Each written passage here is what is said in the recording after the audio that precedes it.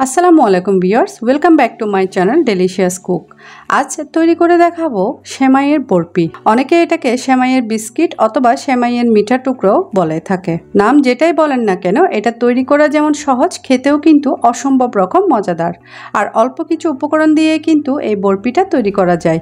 তাই এটা তৈরি করে আপনারা বেশ কিছুদিন নর্মাল তাপমাত্রায় সংরক্ষণ করে রাখতে পারবেন। আর আপনারা যে কোনো অকেশনেও এটা ঝটপট তৈরি করে নিতে পারেন। আশা করছি ছোটো বড় সকলেই ভীষণ পছন্দ করবে। তাহলে চলুন দেখে নেওয়া যাক কীভাবে এটা তৈরি করতে হয়।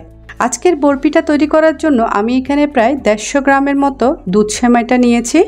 তারপর সেমাইগুলোকে এইভাবে একটু হাত দিয়ে গুঁড়ো করে নিতে হবে।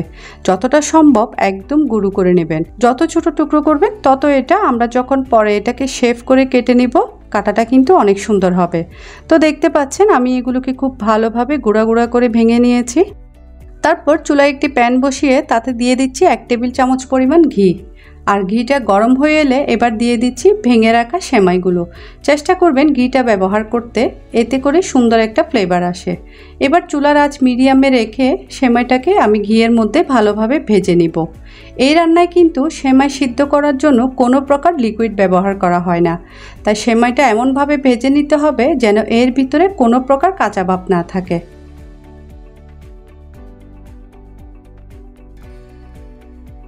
আর এরই মাঝে সেমাইগুলো ভাজা হয়ে এসেছে। তো এই পর্যায়ে দিয়ে দিচ্ছি 1/4 কাপ কাজু বাদাম কুচি। তবে আপনারা এখানে যে কোনো বাদাম ইউজ করতে পারেন। চেষ্টা করবেন বাদামটাকে কুচি করে দিতে অথবা ব্লেন্ডারে হালকা একটু ব্লেন্ড করে দিতে, এতে করে এর টেস্টটা খুব ভালো আসে। বাদামটা এর মধ্যে ভালোভাবে মিশিয়ে নেওয়ার পর এই পর্যায়ে দিয়ে দিচ্ছি 1/4 কাপের চেয়েও একটু বেশি কনডেন্স মিল্ক। আর আমরা যেহেতু এই রেসিপিতে আলাদা কোনো লিকুইড ব্যবহার করব না, তাই কনডেন্স মিল্কটা অবশ্যই ব্যবহার করতে হবে। এতে করে সুন্দর একটা বাইন্ডিংয়ের কাজ করবে। আর কনডেন্স মিল্কটা ডিপেন্ড করে আপনার টেস্টের উপর। আপনি কতটুকু মিষ্টি খেতে চান সে পরিমাণ কনডেন্স মিল্ক এখানে ইউজ করবেন, কিংবা এখানে সেমাইয়ের বাইন্ডিংয়ের জন্য যতটুকু প্রয়োজন ততটুকু ইউজ করবেন। আর দিয়ে দিচ্ছি একটু এলাচের গুঁড়া, এটা অপশনাল, কেউ না দিতে চাইলে না দিলেও হবে। আর দেখতে পাচ্ছেন সেমাইটা খুব সুন্দরভাবে বাইন্ডিংয়ে চলে এসেছে। আর একদম নামানোর আগ মুহূর্তে আমি কিন্তু আর একটু ঘি অ্যাড করছি, অর্থাৎ 1 চা চামচ পরিমাণ ঘি আমি এখানে দিয়ে আবারও সেমাইগুলো ভালোভাবে নেড়েচেড়ে মিশিয়ে নিচ্ছি।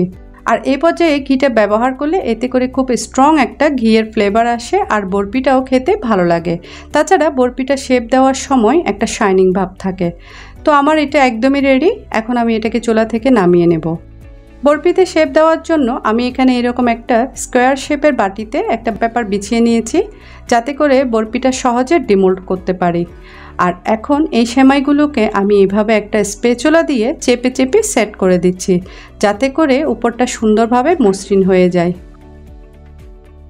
আর এখন একটু নর্মাল তাপমাত্রায় আমি এটাকে রেখে ঠান্ডা করে নেব, যাতে করে বরফিটা কেটে নিতে যেন আমার সুবিধা হয়।